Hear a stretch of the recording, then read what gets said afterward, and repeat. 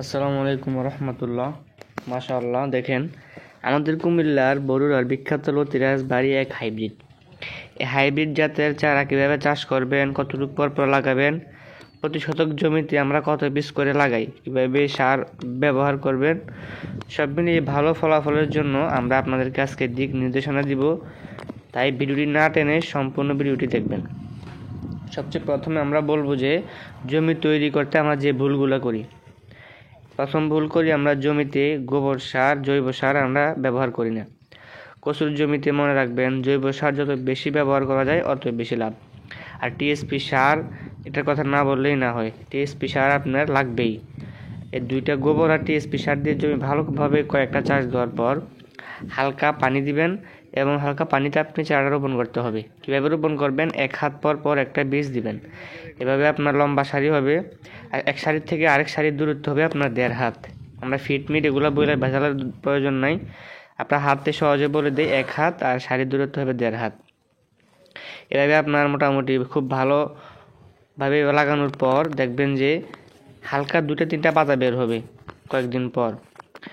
তাহলে আপনি এই কয়েকদিন পর হালকা এই কয়েকটা পাতার মধ্যে আপনি কি করবেন, ইউরিয়া সারের সাথে ভিটামিন অনেক কোম্পানির পাওয়া যায়, যে কোনো একটা ইউজ করলে হবে। অনেকে এগ্রি অর্গানিক হ্যানত্যান এগুলো বলে, ওগুলো অনেক দাম, বা অনলাইন থেকে কিনে এগুলো আপনার পোষাবে না।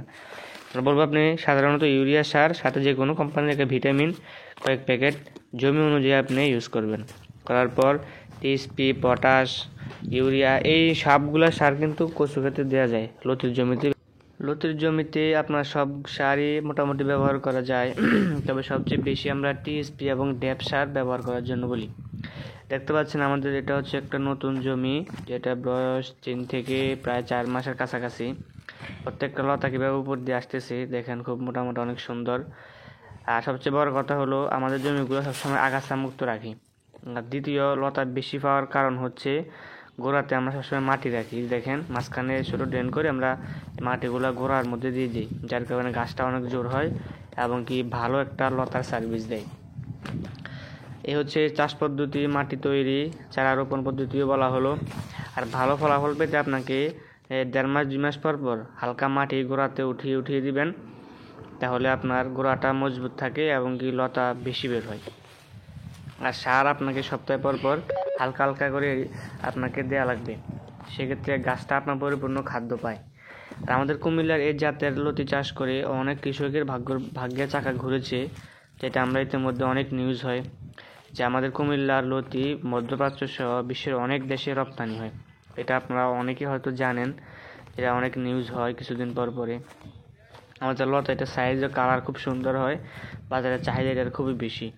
সবচেয়ে যে কথাটা হলো, লতা সবচেয়ে বেশি হয় হচ্ছে আমাদের হাইব্রিড বাড়ি একের মধ্যে, সবচেয়ে বেশি লতা হয় আমাদের কুমিল্লার মধ্যে। এই জাতটা এখন সব কৃষকরা চাষ করতেছে, প্রাচীনকাল থেকে এটা আমাদের অঞ্চলে খুবই বিখ্যাত। এখন ধানের জমির পাশাপাশি আমরা এই লতিরাজ কচু চাষ করতেছে আমাদের কৃষকরা। সো আপনি যদি চান চাষ করবেন, স্ক্রিনে নাম্বার দেওয়া আছে, যোগাযোগ করবেন, ইমো হোয়াটসঅ্যাপে কল দিয়ে পরামর্শ নিতে পারবেন ইনশাল্লাহ।